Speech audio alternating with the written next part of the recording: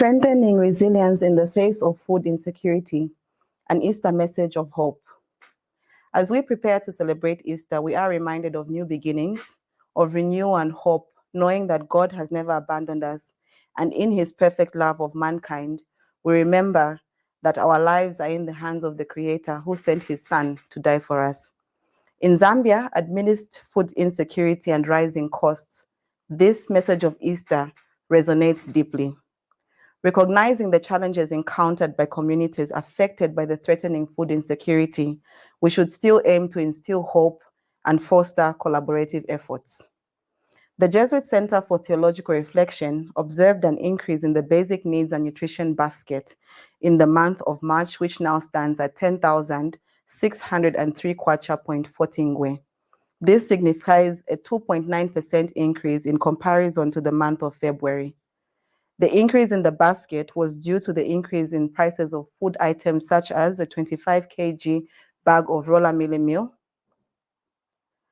some food items including fruits, which look at apples and oranges, but it's also important to mention that we did observe a decrease in the price of vegetables. It is worth noting that these changes reflect a combination of factors that are driving up the cost of living.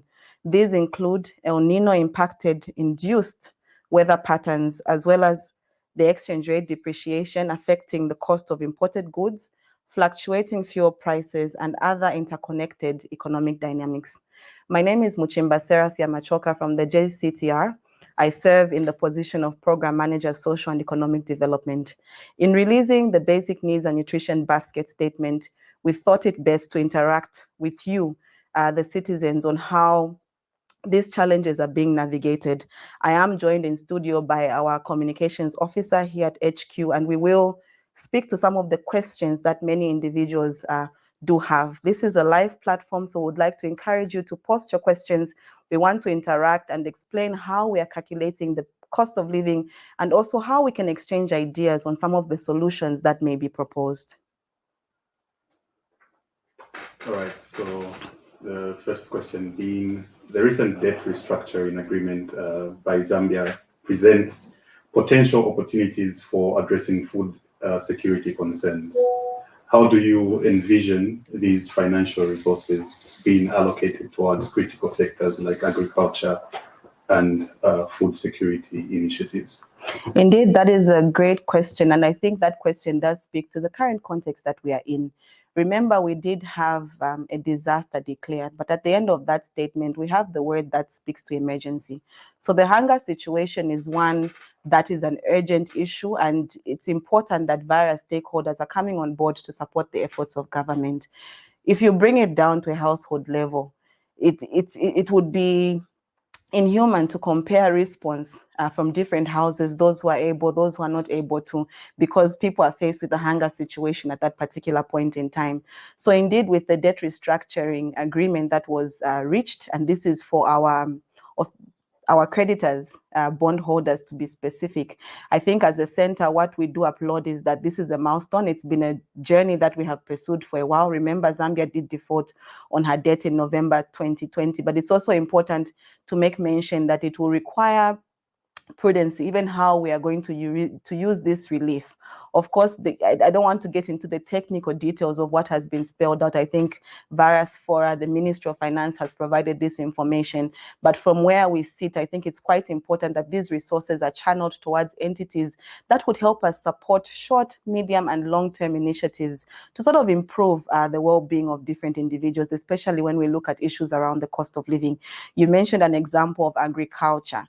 Remember, we are looking at a rainfall pattern that has changed over time. How do we begin to harvest water in areas where it is available, where it is not available? How do we begin to sort of provide these different incentives, these options? So this would speak to what commercial farmers can do would be different from what small-scale farmers can do. So it's important that these incentives are also provided to different individuals. Remember, what we are trying to improve is food production, and this will help us bring the costs. And I think it's important, even when we look at the cost of living, there are really two aspects that come into play. On one end, you have the costs of different goods and commodities. On the other end, people have to have incomes to be able to afford those costs. So we need to look at a balancing approach that will look at also increasing incomes for different individuals, but also reducing the cost of certain items. I love the fact that you bring to mention the need for a family to have a basket that's representative of how much they are earning. The follow-up question is, the statement highlights the importance of household gardening and agroecology in enhancing food security. How can these practices be promoted and implemented effectively at the community level? And thank you so much for that great question, because one thing that I would like to emphasize and maybe demystify on this platform, I think there's a tendency to think that the basic needs and nutrition basket as a flagship tool of the JCTR is always targeted towards government. That is not it. There are different stakeholders that we are engaging with this particular tool and this evidence to see how they can also create a meaningful difference. For instance, employers would be engaged. People can use the basket to negotiate for salaries, looking at what is obtaining on the ground. For government, we are looking at specific policy interventions depending on the particular issue that is pertaining. But there is also the households. We are all coming from households. And one thing about food to mention, it borders on issues that have to do with taste, with preference. So even where government has done its part, there is nothing that will compel people to consume certain products. And I'll give you a very good example of breakfast mealie meal and roller mealie meal. From our standpoint as a center, roller mealie meal is much more nutritious, and that is what we are advocating for households to consume. But there is a notion that will associate roller mealie meal with someone who is sick, someone who is elderly. When we interact with marketeers, even where we are collecting data from, and we are collecting this data, for instance, in Lusaka, from 7 markets, the shop owners will tell you, I don't stock roller mealie meal because it will stay on the shelf for a long time. Sometimes it will go bad. So how do we begin to change this narrative to say people can consume roller mealie meal? It's much more nutritious, and even in cost, in terms of price, it is relatively cheaper. So the household definitely becomes a stakeholder that we target. You mentioned an interesting issue of vegetables. And when we look at Lusaka, I'll just look at the data. In the month of March, vegetables, 40 kilograms are costing about 600 kwacha. So what we are saying, where people are able to, and they're able to grow your chihuahua in the backyard, your katapa, when the rainfall is favorable, you tend to note that vegetables like wondwe, rape, they grow so well. For some families, they can grow these products, cut them up, pack them into plastics, refrigerate, and where possible, when you're consuming, the vegetables are just as fresh. So the idea here is also to encourage some form of self-sufficiency, because on one end, we will look at the scenario, how it is pertaining, how it is challenging, because we do understand these challenges. We are all coming from households. But how do we begin to navigate? That is part of the food system transformation agenda. In other countries, when we look at the European countries, they don't even have arable land like we do in Zambia. They grow vegetables in sacks, they grow vegetables in flower pots. How do we begin to make use of some of these options as they are available to us? I think it's also important that while we will expect our government to play its role, being the government, it's also important that households also begin to look at the aspect of nutrition, the aspect to do with preparing food with a different light. It's very important that we are also paying attention to that. All right, thanks a lot. You've already tackled part of the next question, Okay. which ideally was you discussing the significance of sensitizing the masses on alternative foods like cassava, millet, sorghum, and all that, which contributes to sustainability as well as providing alternative sources of nutrition. Maybe you could shed more light on that, or add flesh to the bone, that is. So indeed, like you've mentioned, from our start point as a center, and other years have been more favorable, and I think I will talk about seasonal products. Remember, food also has to do with seasonality. It's really influenced by the factor around seasonality. So for us as a center, you will not, and I'll give you 2 items that are on the basket. We are more than happy to share this information in terms of what the basic needs are listed as. So we have the aspect of fruits. So fruits in some seasons, when mango is available, we encourage households to consume mango. The price of a mango will so far, even from the data, is way cheaper than the cost of an apple, the cost of a banana, because those may seem like a luxury where an individual is unable to buy mealie meal, for instance, they're unable to buy cooking oil. The first priority in mind will not be to have a fruit. But it's important that we are all consuming fruits. It's part of nutrition. These are nutrients that we need for our bodies to operate. But also when sweet potatoes are in season, kandolo, we encourage households to consume these potatoes because they are much cheaper. They are more nutritious even in content. So it's important that even when we look at the aspect to do with seasonality, indigenous foods, how can we go back to the time when we are consuming the food? We don't make these issues political. Kandolo should not be an issue of debate. So for us as a center, I think it's important that we are looking at the aspect of where we sensitize masses through different entities, through health workers, to ensure that we are paying attention to these crops. And you did give some examples of drought resistance crops. How do we begin to sort of utilize them more, given the context that we are in?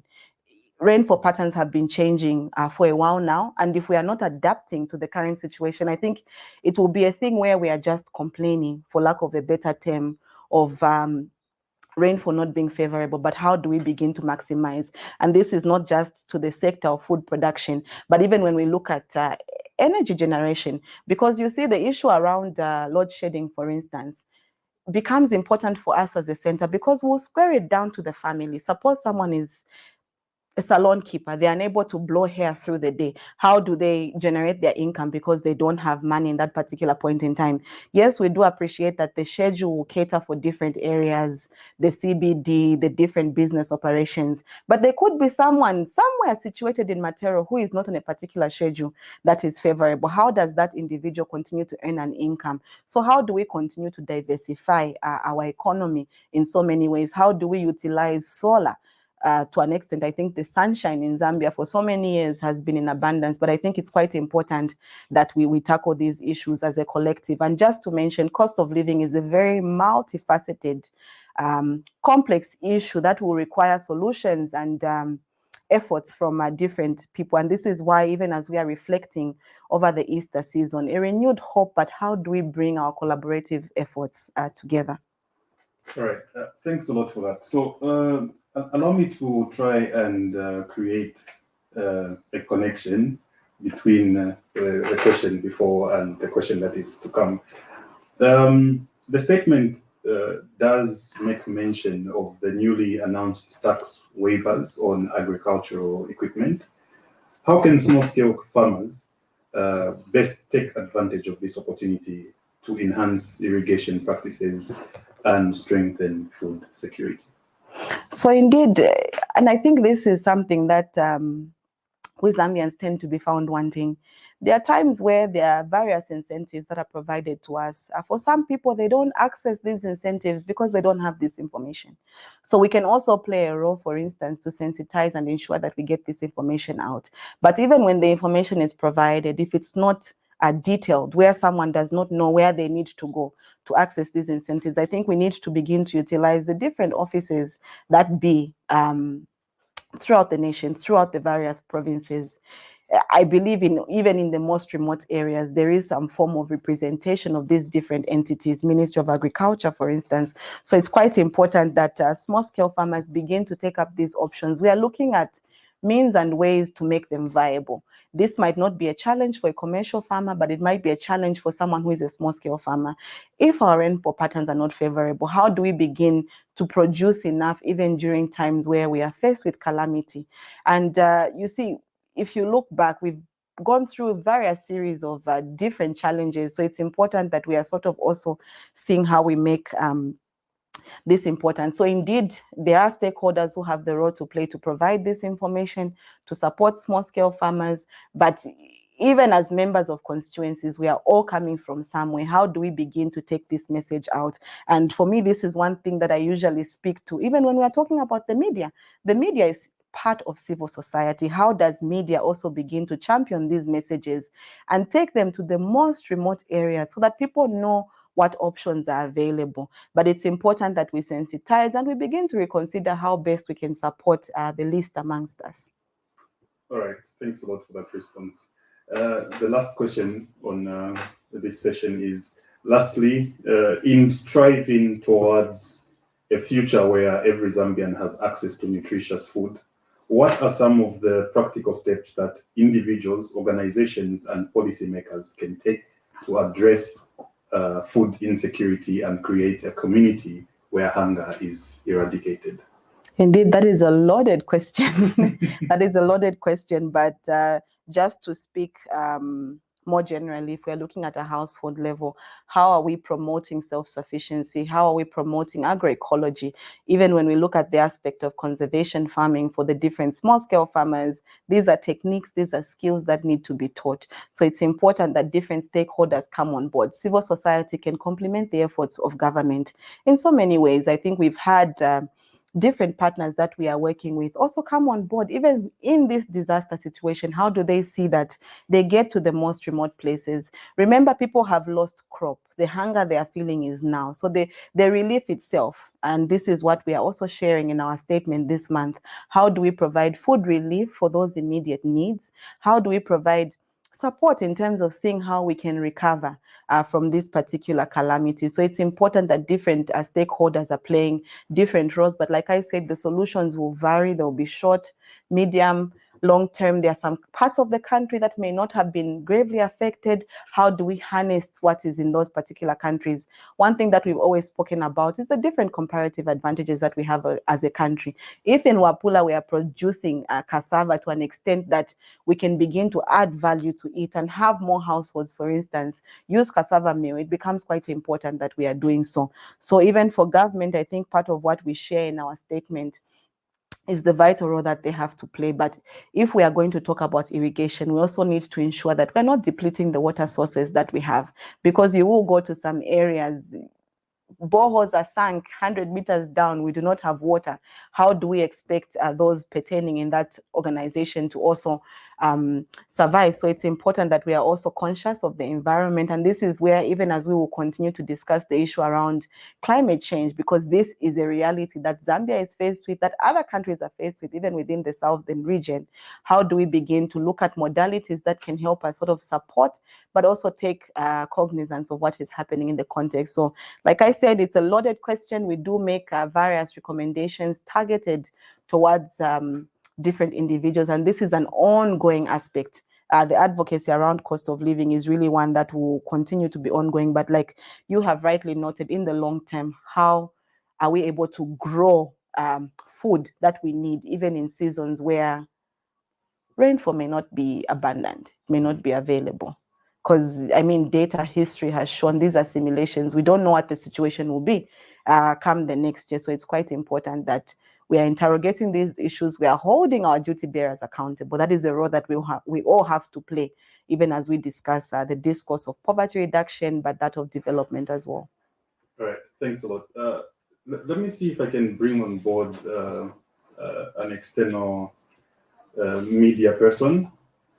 Monica, are you able to ask your questions? If you have a question, just come through, ask your question, and we'll be able to respond to your question. Can you hear me? Yes, I can. Okay. So basically my question has always been centered around, but apart from working in the newsroom, I also host the breakfast show. And like today, you've shared your latest statement. This is for this is the March BNNB statement, right? Yes. So usually when we run these on the news, the analyses are quite extensive, but the trouble we usually face is the question asked, where does JCTR get these statistics from? Because it feels from the most of the response we get is it feels like it's very selective, and we try letting them know, no, they do this over months and they carry out areas, but what is the guarantee that these your statistics are catering for more than just a tiny sample size of the population? All right, thank you for the question. Muchimba. Thank you for that question, and thank you, Monica, for highlighting that issue. I must also make mention, anytime I'm on air, a question of that nature does not miss the particular session. I think what is important for me to share in brief is our methodology. And I want to be very categorical just for people to understand. So the basic needs and nutrition basket is an estimation of what a family of 5 would need in terms of being able to achieve their nutritional uptake, but also survive in the period of a month. So the reason why we are referencing the family size of 5, if you look at our census data, census 2022, the average family size in Zambia is 5 members. And these 5 members, even in our computation of the basket, we have categorized them into individuals. We are looking at a man, a woman, and possibly 3 children that are living in a household. So the first thing to make mention, of course, if a family has got 10 members, they are consuming relatively more. If a family has a mother who is breastfeeding, she may be consuming more nutritional calories at that point in time as compared to someone who is not lactating. A family may also have three children. But the reason why I'm saying if a family has 10 members, remember this is also a cultural issue. We have extended family in Zambia. I personally grew up with cousins. So it's important that we put that into context. If a family has got 3 members, you tend to appreciate that they may have a lesser cost in terms of the food that they are consuming. That is in terms of the definition and who we are looking at. Then when we come to the basket, and I would really like to encourage the listeners, those who are viewing, to take time to just appreciate what is on the basket. We are looking at your most basic essentials, the bare minimum of what this family that I have described would require for the period of a month. And if I zero down into the sections, there are pretty much 2 sections, food items and non-food items, because this is looking at something that is taking place on a daily basis. For me, Muchimba, to be here today in the office, I had to bath. I possibly slept in my bed last night. So the cost that I would be faced with from the non-food items, it's my washing soap, bathing soap, sanitary towels. I am female. We are looking at water in a household. We are looking at electricity. We are looking at charcoal. Much as we are talking about climate change, people are using charcoal, even in urban areas, to cook. When it's the cold season, people are using it for heating. So it's quite important that these costs are categorized. We are looking at lotion, Vaseline. Those are among some of the items. And just to make mention, for instance, in Lusaka, what tends to push the basket up and make it different from other towns is the issue around the rental component. Not everybody is living in a house that they own. For those who are paying rent, and we just estimate the cost of a 3-bedroomed house in a medium density area, and we collect this data from the areas themselves. So the estimate that we have in the basket is 3,967 kwacha for a 3-bedroomed house. And I hope there is someone out there that can agree with me. If you go to a more affluent area, you would find a house costing 4,000 kwacha, 5, 6, 7. People are spending these amounts on rental. For someone who may not have an income, and this is the development challenge that we have in Zambia, you would find that because they cannot afford what the cost should be, the ideal cost for a house to have piped water, be in a fence, possibly have electricity, they will live in what has been mushrooming, even Ashanti compounds, where they are renting a 2-roomed house, maybe if a family of 5. So remember, what we are projecting here is the ideal situation, but we collect this data, and what we come to report back is the actual data. And maybe just to move to the food item section, it's important for me to make mention some of the markets that we go to. So we are collecting data from Kawata, from Matera Market, Chawama Market. We are collecting from City Market, being one of the biggest markets in town. We are also collecting data from Chainda. We are collecting data from North Mid Market and ShopRite. That is a store that different individuals will visit for different needs. So it's quite representative of people coming from the low, medium, and high density areas.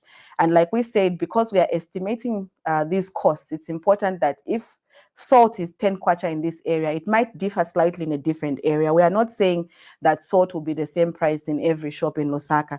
And if you look at some of the items also on the food section, mealie meal, rice, cassava flour, Irish potatoes, or sweet potatoes when they're available. These are carbohydrates. Remember, we're emphasizing the aspect of nutrition. We are tracking the cost of pounded groundnuts, soya pieces, chicken.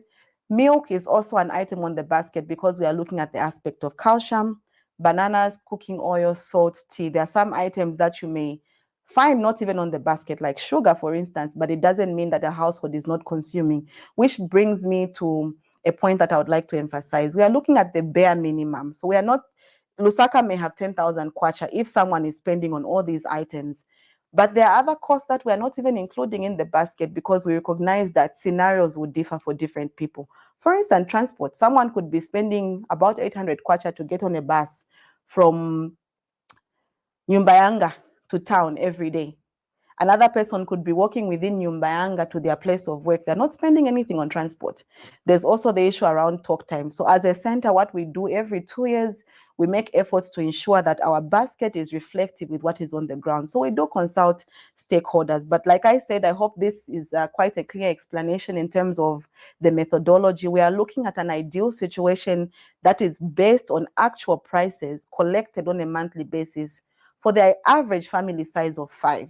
So what an individual can do is sort of play with the numbers. If they are less, they might spend more, might spend less, apologies. If the family size is bigger, they will be spending more. But this is based on data that we have collected, and we do triangulate with the Zambia Statistics Agency, who are collecting this data at a larger scale. We don't only conduct this analysis in Lusaka. Remember, Zambia is not Lusaka. We are also collecting data from Monze, Mazabuka, Kasama, Chinsali, Solwezi, Ndola. It's an urban basket, so where we are collecting this data is in urban areas. Thanks a lot, Muchimba, for that response. That was a very comprehensive response. And I understand we are dealing with time right now, but I would like to see if I can bring on board Favorite Chisi. Just introduce yourself. And Chisi, are you online? Are you able to come through and ask your question? Hold on. Please unmute your mic. Hello. Hello. Yes. Hello. Hi. Just introduce Yes, I'm yourself. saying Favorite. Yeah, this is Favorite from KFM and QTV. But I think everything has been cleared. Though I wanted to get your reaction on a different topic. Where on FRI, I don't know if you've seen the statement. Maybe I will share it with her, and then maybe she may respond to it. Have we seen that statement? I'm not sure which one she's referencing to. She could preempt and have a response. We could speak to it. So the Food Reserve Agency have issued a statement today. They've come up with a program called where they'll be selling mealie meal at a cheaper price. So they are saying the 50 kg bag of mealie meal will be sold at 300 and it should be 330 somewhere there. So in order to address the high prices of mealie meal, so they are implementing this program in it should be 87 districts. So are we seeing this going maybe to contribute to the reduction in mealie meal prices, and how is this going to also help in reducing the high cost of living?